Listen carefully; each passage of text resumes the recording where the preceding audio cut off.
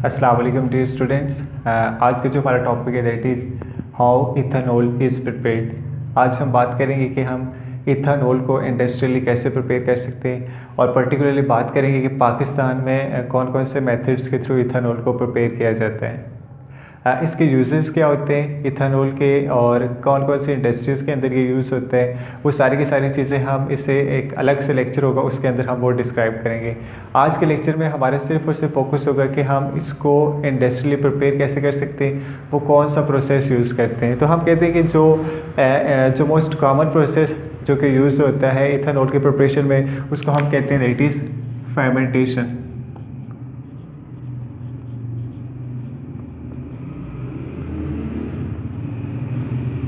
कि इथेनॉल को इंडस्ट्रियली जिस मेथड के थ्रू प्रिपेयर किया जाता है, जो कि मोस्ट कॉमन मेथड होते हैं, वो कौन से होते हैं? फर्मेंटेशन।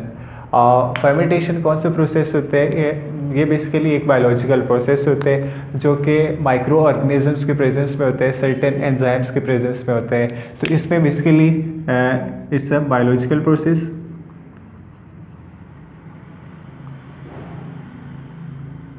और फर्मेंटेशन के अंदर, और जो हम पर्टिकुलरली बात करेंगे, ये एक एंजाइम कैटालाइज प्रोसेस होते हैं। इसमें basically enzyme catalyse process, different enzymes use होते हैं। अब एंजाइम्स क्या होते हैं? एंजाइम्स को हम कहते हैं बायो कैटलिस्ट, ऐसे सब्सटेंस जो कि बायोलॉजिकल रिएक्शन को स्पीड अप कर देते हैं। उसके बाद एंजाइम कैटालाइज रिएक्शन होते हैं और ये एक माइक्रो ऑर्गेनिजम्स के प्रेजेंस में होते हैं जिसको हम कहते हैं यीस्ट। यीस्ट माइक्रो ऑर्गेनिजम्स होते हैं और इसे ये फंजाई की क्लास से बिलोंग करते हैं। सो फर्मेंटेशन बायोलॉजिकल प्रोसेस होते हैं, सर्टेन एंजाइम्स के प्रेजेंस में होता है। वो वाले एंजाइम्स जो माइक्रो ऑर्गेनिजम्स सिक्रीट करते हैं वो कौन से होते हैं? यीस्ट होते हैं। अब फर्मेंटेशन, जब भी हम लिविंग ऑर्गेनिजम्स की बात करते हैं, माइक्रो ऑर्गेनिजम्स की बात करते हैं, तो हम कॉन्साइज हो जाते हैं regarding conditions of the reaction. ये कंडीशंस कौन कौन से प्रोवाइड करते हैं? तो फर्मेंटेशन के केस में आप जो कंडीशंस प्रोवाइड करते हैं उसमें 4 मेन चीज़ें होती हैं जिसके ऊपर आपका फोकस होता है, मेनली आप उनकी केयर करते हैं। पहली कंडीशन जो होती है वो होती है ऑप्टिमम टेम्परेचर, कि आप टेम्परेचर एक सर्टेन रेंज में सिलेक्ट करते हैं, जो रिएक्शन मिक्सचर जहाँ पे हो रहे होते हैं, जहाँ पे रिएक्शन होते हैं, उसका टेम्परेचर चेंज ना हो। और वो जो टेम्परेचर आप मेंटेन करते हैं दैट इज़ 25 to 35 डिग्री। और पर्टिकुलरली जो टेम्परेचर जो कि मोस्ट सूटेबल होते हैं वो 27 डिग्री होते हैं। किसके लिए? फर्मेंटेशन के प्रोसेस के लिए। सबसे पहली बात आपने क्या किया? टेम्परेचर को आपने ऑप्टिमम किया। फिर उसके बाद आपके पास होते हैं प्रॉपर एरिएशन, हवा का प्रॉपर बंदोबस्त होना चाहिए कि एयर इंटर हो सके वहाँ पे, ऑक्सीजन ताकि प्रोवाइड हो सके माइक्रो ऑर्गेनिजम्स को। उसके बाद होता है dilution of solution, dilution of solution. Solution जो आपके पास है जहाँ पे रिएक्शन हो रहे हैं वो इतने कंसनट्रेटेड नहीं होना चाहिए, वो डाइल्यूट होना चाहिए। और लास्टली जो इसमें आते हैं वो होते हैं एब्सेंस ऑफ प्रिजर्वेटिव।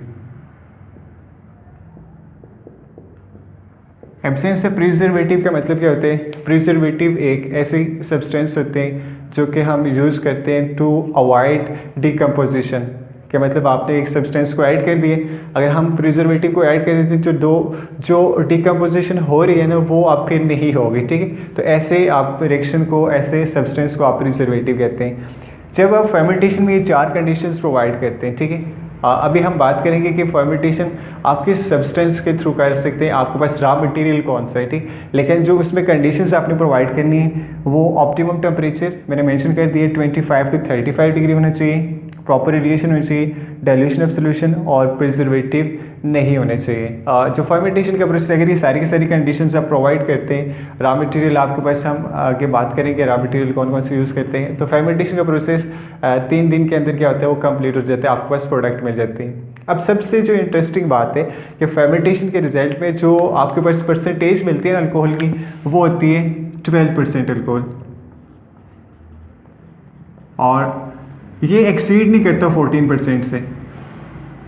मैक्सिमम आपके पास जो फर्मेंटेशन से अल्कोहल मिलते हैं वो कितने परसेंट मिलते हैं? 12%। और ये अगर 12% नॉर्मली मिलते हैं और ये एक्सीड नहीं करता 14% से। अब 12% का मतलब क्या होता है कि लेट्स सपोज आपके पास 100 ml मिले हैं ना टोटल मिक्सचर, और उसमें से सिर्फ 12 ml आपके पास अल्कोहल होगा, और ये मैक्सिमम कहाँ तक चला जाएगा, 14%। अब इसकी क्या रीज़न होती है, ये जैसे हम इस टॉपिक को स्टडी करेंगे at the end of the lecture में इसको एक्सप्लेन करूँगा कि ये क्यों 14% से एक्सीड नहीं करते हैं, और साथ में मैं ये भी बताऊँगा आपको कि हम किस तरह से 95% किस तरह से ऑब्टेन कर सकते हैं, हम 100% किस तरह से ऑब्टेन कर सकते हैं। अब हम पर्टिकुलरली आ जाते हैं कि प्रिपेयर हम किस तरह से कर सकते हैं, रॉ मटेरियल्स कौन कौन से लेते हैं। तो जैसे मैंने बात की पाकिस्तान में दो जो होते हैं ना रॉ मटेरियल यूज़ किए जाते हैं, एक मोलेसेस से प्रिपेयर किया जाता है और एक स्टार्च से प्रिपेयर किया जाता है। अगर हम बात करते हैं मोलेसेस से, मोलेसेस क्या होता है बेसिकली, जैसे कि शुगर कैन जो होती है, जैसे उसको क्रश करते हैं तो एक जूस बनता है, ठीक है, शुगर कैन जूस। अब उसके बाद उसको बॉईल करते हैं, और बॉईल करने के बाद क्या होता है कि उसमें क्रिस्टल्स बन जाते हैं शुगर के, और वो जो क्रिस्टल्स होते हैं उसके बाद जो रेजिड्यू उसके अंदर बाकी बच जाते हैं उसको आप कहते हैं कि वो मोलेसेस होते हैं। और इसमें मैंने लिखा भी हुआ है, molasses is the thick dark syrup made during the sugar making process. ये थिक होते हैं, डार्क सिरप होते हैं, प्रोड्यूस होते हैं शुगर मेकिंग प्रोसेस में। जैसे आप उसको बॉईल करने के बाद जो ऑब्टेन होते हैं शुगर कैन जूस को बॉईल करने के बाद जो रेजिड्यू होते हैं।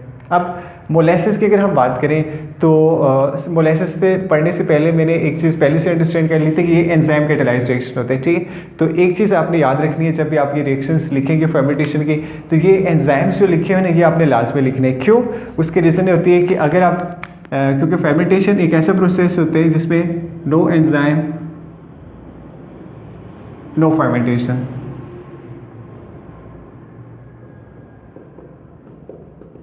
अगर आपके पास एंजाइम्स नहीं हैं तो फर्मेंटेशन का प्रोसेस नहीं होगा। तो एंजाइम्स हाईली इंपॉर्टेंट होते हैं, ठीक है। अगर आप एंजाइम्स के बगैर के रिएक्शंस लिखेंगे तो ये रिएक्शन एक्चुअली एग्जिस्ट नहीं करती, होते नहीं हैं। अब हम मोलेसेस की बात करें तो C12H22O11 प्लस H2O, ये एंजाइम होते हैं, इन्वर्टेज यीस्ट माइक्रो ऑर्गेनिजम्स होते हैं, उसके बेस में ग्लूकोज बनता है प्लस फ्रुक्टोज बनता है। ये दोनों आइसोमर्स होते हैं, इसको हम एल्डो शुगर कहते हैं, इसको हम कीटो शुगर कहते हैं।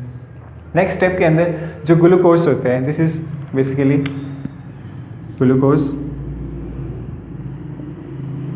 ये इसको कैटेलाइज करते हैं, इसके ब्रेकडाउन करते हैं जाइमेज एंजाइम्स जो कि यीस्ट सिक्रीट करते हैं C2H5OH इथेनॉल, इसकी क्या होती है फॉर्मेशन हो जाती है, साथ में कार्बन डाइऑक्साइड रिलीज होती है। तो ये आपके पास क्या होते हैं, मोलेसेस के थ्रू इसकी प्रिपरेशन होती है कि मोलेसेस में पहले ग्लूकोज बनते हैं और ग्लूकोज के बाद वह एंजाइम कैटेलाइज रिएक्शन होते हैं, आपके पास इथेनॉल बन जाते हैं। इसको आप यूँ भी लिख सकते हैं CH3 CH2OH। उसके बाद दूसरी चीज़ जहाँ से प्रिपेयर कर सकते हैं वो है स्टार्च। स्टार्च को हम कहते हैं reserve food material in plants. Reserve food material plants का मतलब क्या हुआ कि प्लांट्स जिस फार्म में ग्लूकोज को अपनी बॉडी के अंदर स्टोर करते हैं वो होती है स्टार्च, ठीक है। अब स्टार्च से भी आप जो है इथेनॉल प्रिपेयर कर सकते हैं। उसके लिए सबसे पहले ये स्टार्च का जनरल फार्मूला लिखा हुआ है C6H10O5N प्लस NH2। डायस्टेज एक एंजाइम होते हैं in the presence of yeast जो कि माइक्रो ऑर्गेनिजम्स होते हैं, और ये C12H22O11 और ये माल्टोज इसको हम कहते हैं, दिस इज माल्टोज। अब जब माल्टोज के सेकेंड रिएक्शंस होते हैं जो एंजाइम कैटेलाइज करते हैं, उसके बाद उसके रिजल्ट में दो ग्लूकोज के मॉलिक्यूल्स बन जाते हैं। अब एक चीज़ यहाँ पे होती है कि C12H22O11 C12H22O11, ठीक है। मोलेसेस का भी ये फार्मूला है, माल्टोज का भी ये फार्मूला है, तो दोनों में डिफरेंस क्या होते हैं। जब आपके पास मोलेसेस की ब्रेकडाउन होती है तो उसके रिजल्ट में दो आइसोमर्स बनते हैं, एक ग्लूकोज बनता है और एक फ्रुक्टोज बनता है।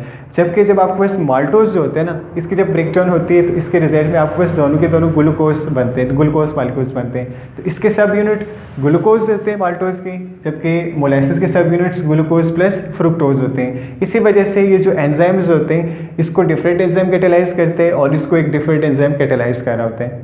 जब ग्लूकोज की फॉर्मेशन हो जाती है तो वो उसके बाद आपके पास सिंपल वही स्टेप जैसे मैंने यहाँ पे लिखा हुआ है जाइमेज और यीस्ट, ये रिएक्ट करके आपके पास इथेनॉल बन जाती है प्लस कार्बन डाइऑक्साइड रिलीज होती है। सो ये दो मेथड्स होते हैं जो कि पाकिस्तान में यूज़ किए जाते हैं इथेनॉल के प्रिपरेशन में। अब ये जो आपके पास इथेनॉल मिला है, ठीक है, ये वाला ये है, मैंने बोला था मैक्सिमम आपके पास ये नॉर्मली 12% होते हैं और इट नेवर एक्सीड 14%। कि 12% ये इसकी रेंज होती है कि आपको ऑब्टेन होता है 12% अल्कोहल, लेकिन एक्सीड नहीं कर रहा 14%। उसकी रीज़न क्या होती है कि जैसे ही किसी कंसनट्रेशन एक्सीड करती है ना, तो ये जितने भी एंजाइम्स होते हैं ये सारे के सारे डीनेचर हो जाते हैं। डीनेचर होने का मतलब ये वर्क करना ही छोड़ देते हैं। जब एंजाइम वर्क करना छोड़ देते हैं तो फिर ये प्रोसेस हो ही नहीं सकेंगे। तो आपके पास मैक्सिमम को कितने परसेंट मिला, फिर 14%, जो कि अंडर नॉर्मल कंडीशंस। फिर आप क्या करते हैं, इसकी डेस्टिलेशन करते हैं, बार बार दोबारा से इसकी डेस्टिलेशन करते हैं, ऑब्टेन करते हैं, मिक्सचर को अलग से करते हैं। तो एक डेस्टिलेशन एक कंप्लीट प्रोसेस होते हैं। वो हम फर्स्ट ईयर के अंदर हमने इस चीज़ को डिस्कस किया था, जिसमें हम दो लिक्विड्स को सेपरेट करते हैं depending upon their boiling point. ठीक है, आप बॉयल करते हैं, जिसका बॉइलिंग पॉइंट कम होता है वो पहले बॉयल हो जाते हैं, वेपर्स उसके बन जाते हैं, और पीछे आपके पास जो जिसका बॉइलिंग पॉइंट कम होता है वो रिटेन रहते हैं। तो डेस्टिलेशन करके आप जो है ना इसकी कंसंट्रेशन इंक्रीज कर देते हैं अप टू 95%, जिसको आप कहते हैं रेक्टिफाइड स्पिरिट। Rectified spirit. अब 95% के बाद क्या आप एब्सोल्यूट अल्कोहल ऑब्टेन कर सकते हैं? तो उसके लिए भी हम कर सकते हैं कि आपने जो रेक्टिफाइड स्पिरिट लिया इसकी रीडेस्टिलेशन करें, और साथ में इसमें कुछ आप डिहाइड्रेटिंग एजेंट ऐड कर दें। अगर हम इसमें CaO कैल्शियम हाइड्रोक्साइड ऐड करते हैं, जो कि वाटर को क्या कर लेते हैं, एब्जॉर्ब कर लेते हैं, तो आपके पास एब्सोल्यूट अल्कोहल क्या हो सकता है, वो ऑब्टेन हो सकता है। तो मैंने शुरू में जैसे बताया था कि किस तरह से आप इसकी कंसंट्रेशन को इंक्रीज कर सकते हैं। तो डेस्टिलेशन के थ्रू 95% तक चले जाते हैं, जिसको हम कहते हैं रेक्टिफाइड स्पिरिट। फिर कैल्शियम हाइड्रोक्साइड हम ऐड करते हैं, तो इसमें से वाटर एब्जॉर्ब हो जाते हैं, और रिमेनिंग आपके पास एब्सोल्यूट अल्कोहल वो ऑब्टेन हो जाते हैं। ठीक है, फिर इसके बाद एक टर्म यूज़ होती है डीनेचरेशन ऑफ अल्कोहल, कि अल्कोहल को डीनेचर आप किस तरह से कर सकते हैं। तो अल्कोहल के अंदर अगर हम 10% मिथेनॉल ऐड कर देते हैं, तो उसकी वजह से जो अल्कोहल होते हैं वो डीनेचर हो जाते हैं। और ये प्रोसेस इस वजह से किया जाता है कि मैं इसको यहाँ पे एक्सप्लेन कर देता हूँ कि अगर हम 10% मिथेनॉल दैट इज CH3OH ये अगर हम इथेनॉल के अंदर ऐड कर देते हैं, तो उसको हम कहते हैं डीनेचरेशन ऑफ अल्कोहल। और डीनेचरेशन ऑफ अल्कोहल या फिर इथेनॉल, इसको हम कहते हैं denaturation of ethanol. Denaturation of ethanol इस वजह से की जाती है ताकि अवॉइड किया जाए इसके ड्रिंकिंग पर्पज़ को, कि ड्रिंकिंग पर्पज़ के लिए इसको यूज़ नहीं किया जा सके। ठीक है, तो ये इसके अलावा भी इसके मेथड्स होते हैं। ग्रिग्नॉल रिएजेंट से प्रिपेयर कर सकते हैं, आप अल्केन से प्रिपेयर कर सकते हैं, लेकिन हमने पर्टिकुलरली आज के टॉपिक में बात की फर्मेंटेशन से आप इसको किस तरह से प्रिपेयर कर सकते हैं। शॉर्ट क्वेश्चन के पॉइंट ऑफ व्यू से जो क्वेश्चन आते हैं इसमें से वो ये आते हैं कि why 100% alcohol is not obtain from fermentation process, कि फर्मेंटेशन के प्रोसेस में आपको 100% अल्कोहल क्यों नहीं मिलता। तो इसका आंसर मैंने होप सो यहाँ पे बता दिया। फर्दर अगर आपको इस टॉपिक के रिगार्डिंग कोई क्वेश्चन है, अगर आप लाइव क्लासेस लेना चाहते हैं, तो आप हमें इनबॉक्स कर सकते हैं। Thanks for watching.